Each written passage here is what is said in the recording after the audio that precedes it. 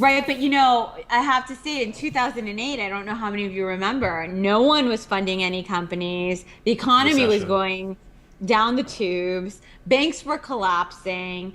A bank had told us when we started our business, we could have, I think it was a $60,000 line of credit, which is pretty important for retail.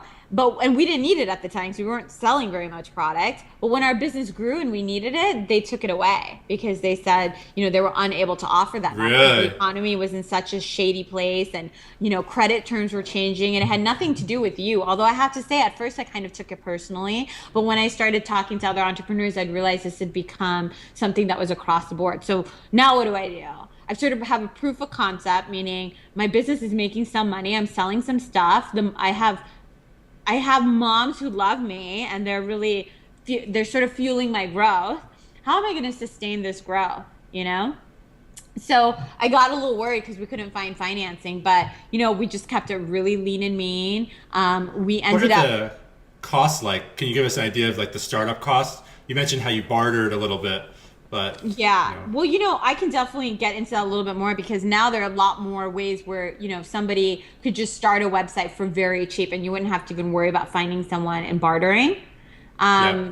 So the costs now are really different than the costs then. There are a lot more services set up for small e-commerce retailers or people just starting out. There's a much lower barrier to entry, which is a good thing and a bad thing.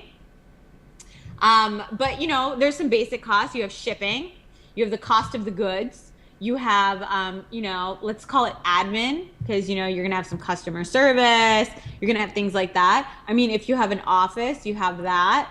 Were you so for just you personally though? Did were you running it from your home?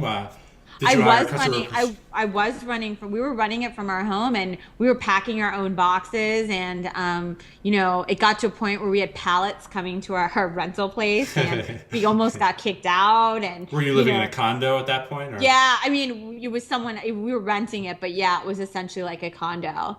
And we had pallets coming in, and we would spend all day. And a pallet, and then just so people who don't Yeah, know in that industry, like a pallet's just like a huge thing of like 30 huge. boxes. Like it's just ginormous. It's like what you see in warehouses, but we had multiple of those coming in, and then we had to ship all this stuff out. We didn't have pickup or anything, so we would be doing 6 or 7 trips, and then we'd be calling the FedEx guy. And my son, who was like 1 at the time, would sit by the window when the FedEx truck came. He would like coo and make noises. Somehow he had been trained. And so we would never miss the FedEx guy. But even that guy thought it was out of control because like this was a residential FedEx guy. uh, And he's like, "What are you shipping there?" exactly.